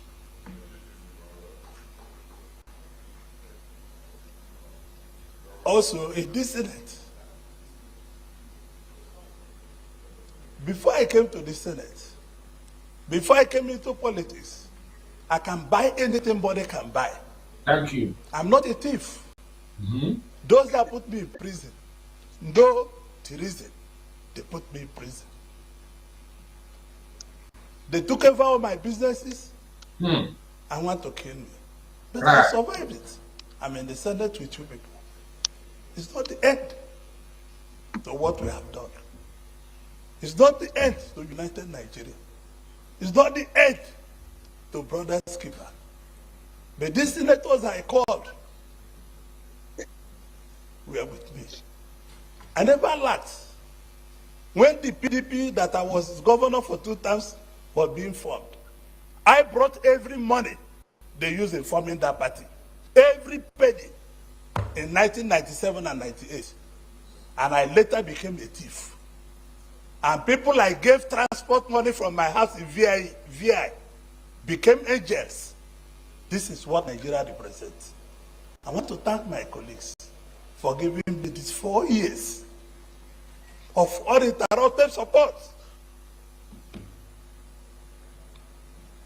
Because this country is not fair to so many of us. I built this country, I employed 30,800 workers. Lamentation. People employ nobody. And nobody asks them their source of wealth. Lamentation time. I have 3 factories in Lagos, Nigeria. I have 2 factories in Ota, build manufacturing. I have 3 factories in Aba, manufacturing. And I'm a thief. And people that cannot explain where their source of wealth come from, they are not thieves. I leave everything in the hands of became angels. Now, there is something here we need to pick up from what Oju Sakalo said. Since he has become a loser, because all of them will become losers. He said, I have 3 factories in Lagos. And then I create how many thousand jobs? Wait, let's speak it again. Because I want people to understand something here. When we come, we criticize these criminals. We expose them. But there are things you need to pick out to connect the dots so that you understand something about Biafra. This is what Nigeria represents. I want to thank my colleagues for giving me these 4 years of uninterrupted support. Because this country is not fair to so many of us. I built this country. I employed 13,800 workers. I employ 13,800 workers. I employ 13,800 workers. Invisible people. I employ 13,800 workers. Now, there is something here to learn. Which Fulani man can come out and tell us how many people they have employed to give labor, to give job, to create food for them, to keep food on their table so that when they work, they can now get savings and get wages that they can use to take care of their family. But this man here have been sacrificing his time and his years and generations to do this, to make sure one Nigeria gets better. But what happened to him? You will always come back in shame. Fulani will not come and employ you and then create jobs for you.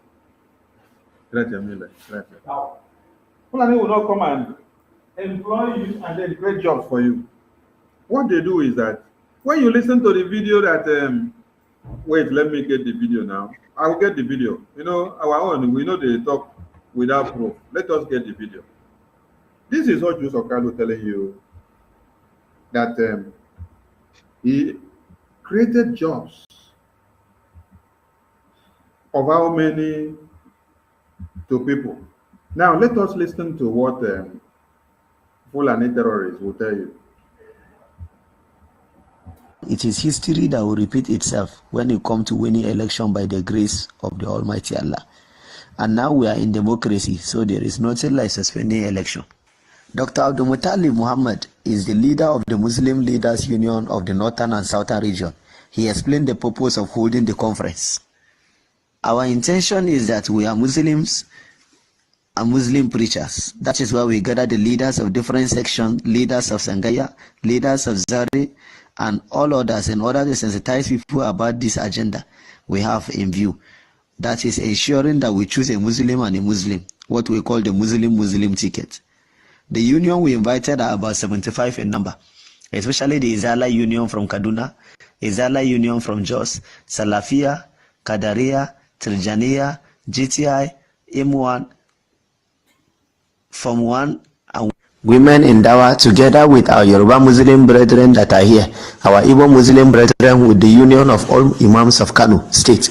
We rally around all the unions so that we can have good platform to pass this message. What we show the leaders is that it is not a matter of we are coming to build road and infrastructure for you or the promise of giving you position. What we are talking about is who will establish the dignity of Islam. We are not coming to build road for you or to give you job or employment or development. But what we are coming to do is to establish the dignity of Islam. Now, Amiga, my comrades in the house, make una carry this mic. So, you mean there is nothing like mentality of development in their IQ. The IQ is all about Islam. The IQ is all about religion. The IQ is all about ethnicity, or maybe... Wait, Battle Cry, wait, before you finish connecting the dots, let us hear what Joseph Carlo from the beginning said he has created 13,000 and something jobs. Let's hear the remaining part of what he did, so that when you're connecting your dots, you know the disparities of what to use. People employ nobody, and nobody asks them their source of wealth. People employ nobody, and nobody asks them their source of wealth. So when you listen to that video, Fulani said, we're not coming to create jobs. We are not coming to do what? Give you employment. We're not coming to give you development. We are not coming to do anything to the Western standard. What we come is to maintain only the dignity of Islam and to restore Islamization, which means jihad. Ojo Sakalo, finish the talk. I have 3 factories in Lagos. I have 3 factories in Lagos, and all the 3 factories in Lagos is creating jobs for the youth. I want people to understand something. Far from the fact that Ojus Okalo and all our leaders and elders are Sabo, they sell us out to the Fulanis. But come back to the rational thinking and understand something. See the disparity of a Biafran, an indigenous person of Biafra, and the mindset of a Fulani terrorist, so that you understand what they have on the table for you. A Biafran is seeking to develop a place and to create jobs, opportunity, to see that people there can have something to eat and to live and to survive and to progress. But what a Fulani man was telling you is that our own is just to maintain the dignity of Islam. No job employment, though, no work, no development, not electricity, not water, nothing. Nigeria. I have 2 factories in Ota. I have 2 factories in Ota. Some in Lagos, some in Ota. The ones in Ota, now still youth, they employ to get jobs so that they don't go become criminals. They will not become terrorists, because when you have work to do, you will not have time to go into criminality. Build manufacturing. Build manufacturing factories. I have 3 factories in Aba. I have 3 factories in Aba. Manufacturing. And I'm a thief. And people that cannot explain where their source of wealth come from, they are not thieves. And the Fulani terrorists who cannot tell you their source of wealth, they are not thieves. So, it's just for you to understand what One Nigeria is all about and what you have been working for, so that you understand that. Listen to this one again. We are coming to build road and infrastructure for you. And all the unions, so that we can have good platform to pass this message. What we show the leaders is that it is not a matter of we are coming to build road and infrastructure for you, or the promise of giving you position. What we are talking about is who will establish the dignity of Islam and also uphold the respect of our religion. These candidates support our religion. I don't understand the point now. So, Battle Cry, you have the mic. When you finish, you give Mary the mic. Make una do justice to One Nigeria people. Well, all hail Biafra. The thing is that we have heard it all. There's nothing to hide. So on that note, whosoever that want to hear should hear. These people, there's nothing in their brain. When I mean when I mean people, I mean Janjaweed. And I don't know why the people who don't fit in their religion or in their thinking faculty is forcing themselves to be among the people who does not believe in development. These people, they don't believe in development. They said it. There's nothing like development but to protect and promote Islam, as simple as ABCD. Why then are you wasting your time with these people?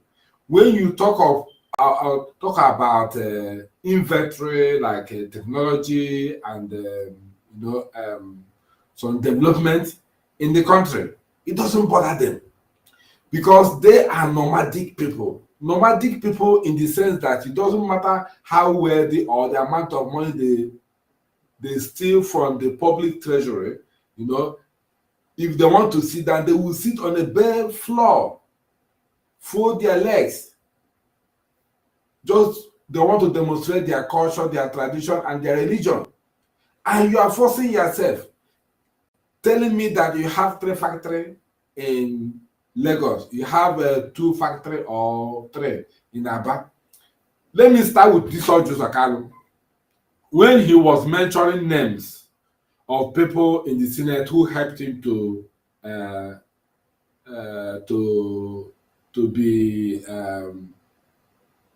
be victorious in his previous challenges, political challenges, when they were trying to imprison him or taking him from court to court and all that. He was mentioning the names of people who helped him. They were all Northerners. Are you hearing me? They were all Northerners. At the time he was mentioning them, he didn't realize that he needed to mention the names of his own people. But come to it, while he was about to finish mentioning the names of people, he said he thanked his constituency who brought him to that chamber. Who are the people in his constituency? Those people that are unknown. Is he afraid to mention? Is he afraid to mention the names of his own people who brought it to the chamber? I don't know. Maybe when you see him, you ask him. But the question here is that he said that he has factory here, he has factory here. How far about those factories? Have they not been shut down? Who knows about the factory? Who hear about them?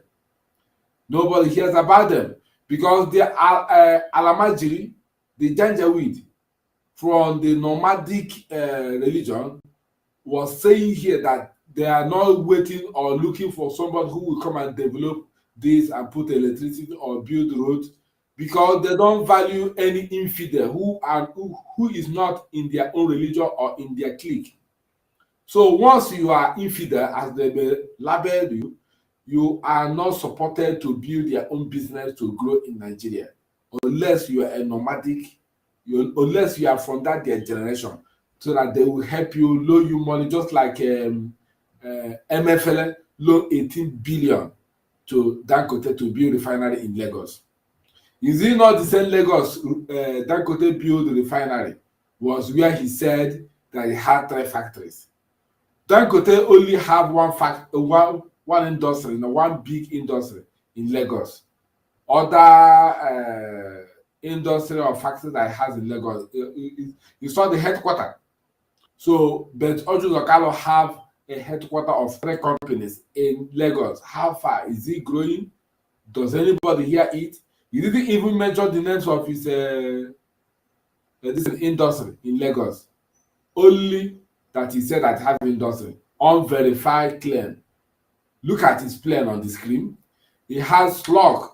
This slug, I use it when I used to transit from Liberia to Sierra Leone. This slug now, is it still working? That's one thing. Fulani will make sure the business of Igbo man dies. Onyema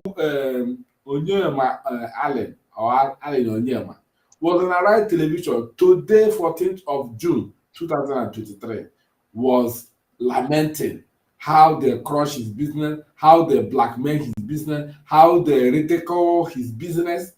Somebody put an application here in Europe, Aviation Center, to get license to fly from Nigeria to Europe, London, and other parts of European countries. The Aviation Center here in Europe asked Nigeria government, which is Brgie government, do you know about Ali Onyema of what's that in this in aviation? Okay. Ali Onyema of someone remind me the aviation name again.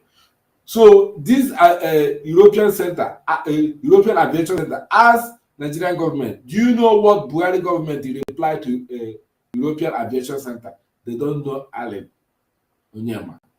They don't even know his airline. That is how the application dies. They didn't even recognize or approve Allen Onyema to be flying his plane to and from Nigeria and the Europe. It dies. It was today Allen Onyema boldly came out and said it. And again, he pointed out the ethnic issues, and they were asking him in the show, do he believe it's an ethnic? He said yes. So all this while he's been struggling to keep one Nigeria. Anything that happens in Sudan, he will fly and go and bring Nigeria from there to their homeland free of charge. Government is not paying them. During COVID-19, he was busy flying abroad, bringing Nigerians home, and for free of charge. Some distance are 15 hours on air, no transit, direct flight from China to Nigeria. He was using his brain to travel to pick Nigerians back to their homeland. Government didn't pay him. He just to please Zoo. At the end now, he came out today to lament how he has been treated, how he has been blackmailed, how he has been ridiculed, how he has been, painted. These our people are very gullible. They are very, very gullible. Somebody is in pain, he cannot speak. only because of what he can get from his own stomach. Until the thing landed on his head, he couldn't, resist the thing again. Is when he came out and started crying, lamenting, seeking for help, seeking for refuge. When you are people, we are crying, being killed by repentant Boko Haram in army uniform in the southeast. Did you talk? Did you talk? Who heard your voice? You pretended like... But to cry, have mercy on him, have mercy on him, have mercy on him. No, my brother, this is not a matter of mercy. I'm telling you, these are our people. I can't believe it. When I tried to put my head on the bed and remember how they are treating our people, I felt bad. I said, is these people the same evil people I used to know? Give Mary time to talk, please. No, finish the talk. No finish the talk. Drink water, no finish the talk. Mary, grab the mic, please. Okay, good evening, my brothers. Good evening, Battle Cry. Thank you. And good evening, Akparawa. And good evening, Biafra. Let me start with sit at home. Where this man, because me, I don't really know their names. You understand? So, whether na governors, then they call them but their names. I don't know. I don't know what is their problem with sit at home. They sit at home with the Fulani where they can't kill Biafran people. Or sit at home. Now then be the army zoo government in uniform. Where they kill. So sometimes I just sit down and ask myself, does something is wrong with this? I know there is very big thing is wrong with their brain. Because you cannot see how people from another land, another country come to your own land. Killing your children, killing your wife, because it's not your biological children. Because it's not the one your mother, your own wife push it out, or it's not the one you father by yourself. And you allow other people to kill them. And what these people say, no, I don't want these people to kill me again. You as a governor, where you're supposed to protect them, you are not doing it. And they decide to themselves to hide their life, to save their life. And you come out, you say, no, don't sit at home or don't save your... Network kick Mary out. Mary, try to come in again, please. Network, why now? Mary, come in again. You can see the link on the comment section so that you can round up your... Okay. Yeah, welcome back. Sorry, network. Yes. Network, do you shake it? Sorry, welcome back. Yes, my brother. And they will tell them, no, come out. And these people forgot them. They are the one who sell this market. They have everything inside their home. They sell them from Monday to Saturday. And they will deserve something. How can you say those kind of people will be hungry? And you people said, oh, come out. Without that, Southeast is falling down. I don't know where he's falling. Of course, it's falling down. They're supposed to go and look where he fall, where they miss it, so that they will pick it up. Because these people said, no, I don't want to die. You as a governor come out, say, no, come out and die. You think they are still stupid? That's how Southeast, agent of Southeast governor. You think these people are still stupid? They are still, those things is still working in their brain. My brothers, those things is not working anymore. Their eye don't open. Southeast, Biafra land, their eyes don't open. So sorry for you guys. Because you go say, oh, they are losing money, so amount. And them, they don't sit down, they don't go and sit down and think, this money I measure, this money I call out, this kind of amount of money. They are producing in Biafra land. Do you talk about hospital? Where is the hospital? You said they load this kind of money for one day sit at home. Where is the school?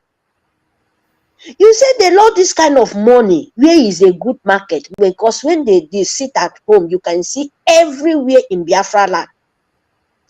You can see how it look. These people don't even get shame, just small twinkle shame. Their face, dog don't lick all their shame in their face finish. Because we only one governor said can't talk about 5 people. Look at everywhere dirty. Market where they sell and they will sit there in front of dirty and eat. You know, think of the kind of bacteria, even only their leg, then go say, oh, people, you know, talk of Ashima, the way these people they die. These governors, they don't even think about that. No single brain to think of how people suffering. Do you know why? Why they are using them? Because their children is not there. All their governors asked Biafra land, did their children in that place? This man is sit down and make sure all the company, all this he built for here, all this he employ. Where the employment is it invisible people? Because all the children where they kill in Biafra land, they know they kill their employer. So when you go talk, say, I beg, stop this killing. And you don't even have shame. You leave your own land. How many company you sit in Lagos? You talk of how you have company in Aba. Look at a dustbin place. You open your mouth. Say you have company in Aba. So different kind of. Which place in Aba where you have this company? Because there is no road. If rain fall, in short, everywhere it just turn to river. It turn to River Niger. Where this man, where all these things them, where he's talking about, where he is. So why waiting in they cry? Because it's not crying. It's crying about the opportunity when children go continue to they enjoy, and his wife, because that is what they did to them. They put them there. They tell them, you know, your children is not here, your wife, or you have everything. It's only you. Use them. Don't anything you tell them, they will listen. After all, you're living okay. Who will leave that kind of a temple place because they don't have soul? Their wife, their children, all of them don't have soul. Because if you have this kind of fathers, at least some of their children or their wife will be saying, please, what my father is doing, I'm not included. But their children is living in the high tension. When our children is suffering, you are looking for even bread to give your own begin. Why people like this, you're calling your governors, they are crying. And not that they don't listen, because before they go there, they already saw themselves and they will give them condition how to move and what to do.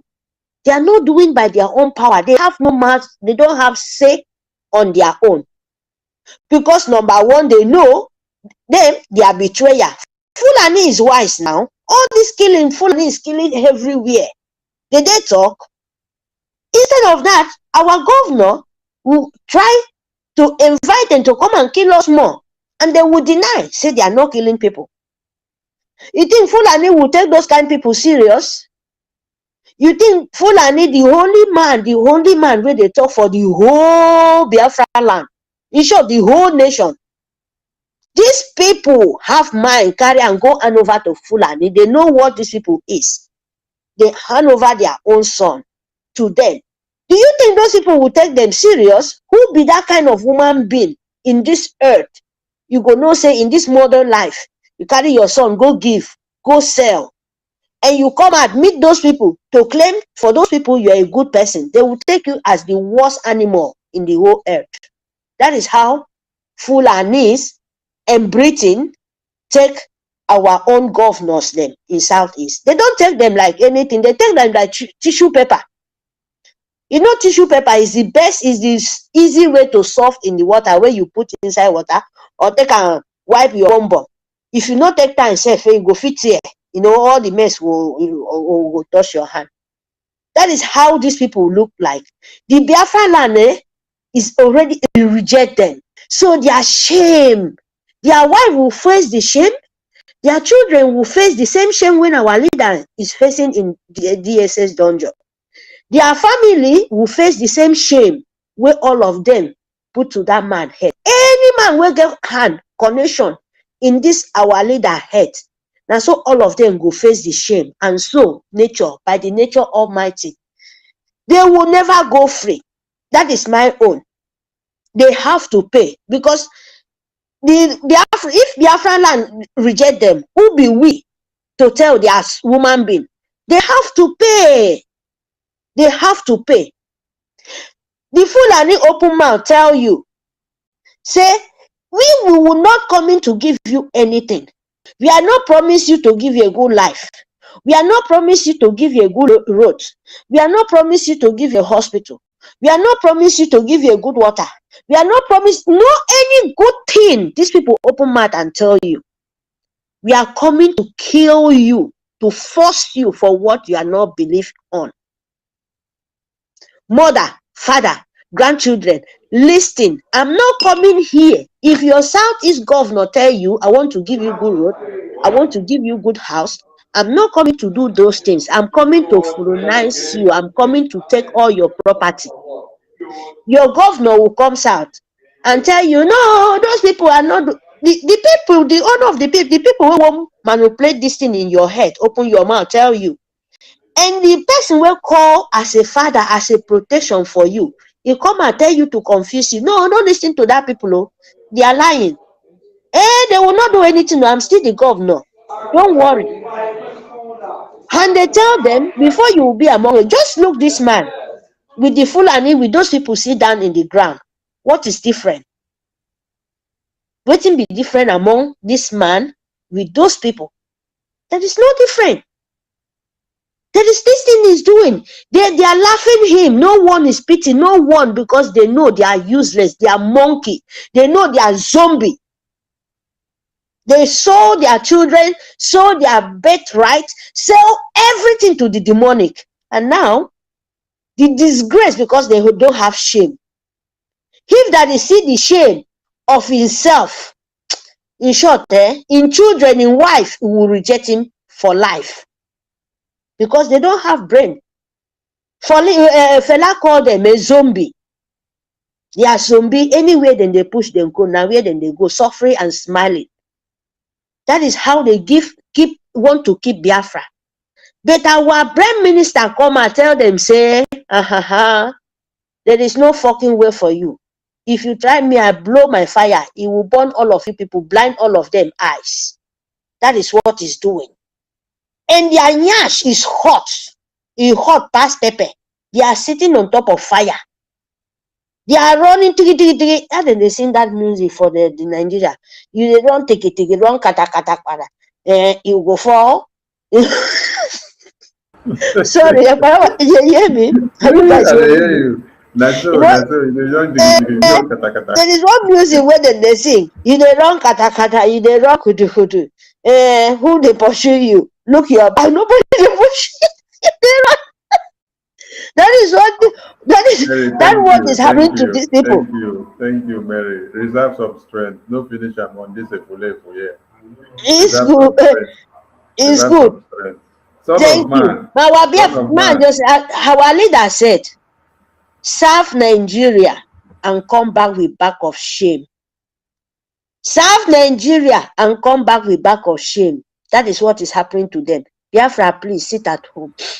Thank you, my dear. Thank sit you. At home. Son of man, welcome to the studio. Please wrap up in no time because we are rounding up. Son of man, can you hear me? Son of man, can you hear me? Okay, son of man, we don't have much time to stay in the studio because we've been here for like 4 hours and something. So we wish to say kudos to Biafrans and for them to keep up the faith because more are yet to come. Remember the 1 week sit-at-home that is loading. And when they come to attack the 1 week sit-at-home, ask them what they are doing about the massacre of over 150 in Plateau, the 50-something in Benue, the 80-something in Niger, the 70-something in Sokoto, the 200 and something in Maiduguri, the 150 in Zamfara. Ask them the one that has happened in Kaduna. Ask them about the 50-something in Kano. This is not the one that happened when Buhari see the power. This is the one that happened this time where Tinubu don't enter power. So ask them those questions. When they are able to answer you and what they have done about it, then after they are able to answer you, they can now have some more seats to sit down with you and take a 404. But if they don't have any answer to give you to defend that, tell them to go and see their ancestors and ask for some advices. So we thank you all for being with us because it's been a long one. So from us from here, we want to say a very big good evening to you all. See you again, and thank you so much. Good night. Look at people with very weak disposition. I need men and women made of steel. Nothing moves. You continue to push forward, never knowing what it means to retreat.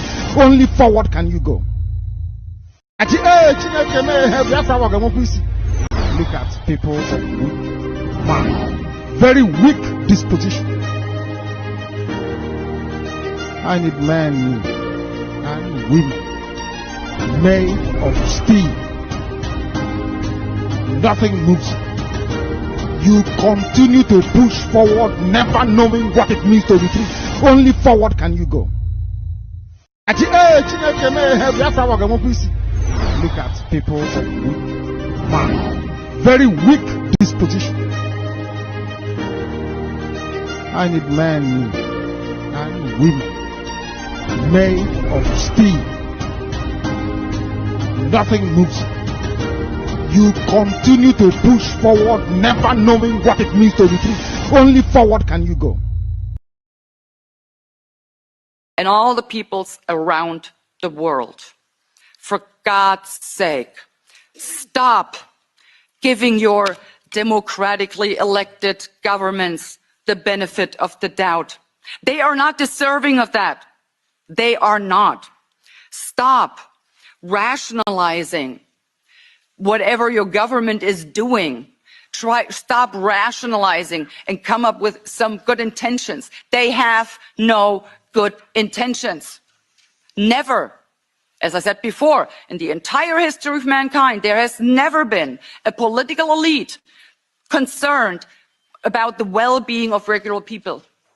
And it isn't any different now. Why should it?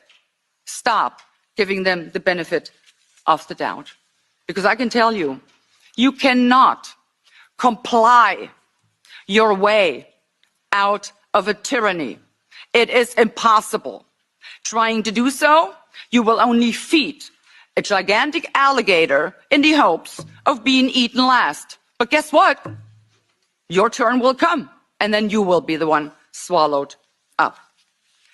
I also have to ask the people, end your silence. Speak up. For God's sake, stop complying. Start rebelling. They're out to get you if you do not resist. I would also urge you to stop voting for those who inflict this psychological abuse on you, who mock you for their own good. In order to deal with this unfree world, to defy this unfree world, I have decided to become so absolutely free that my very existence is an act of rebellion. And that's what we all need to do.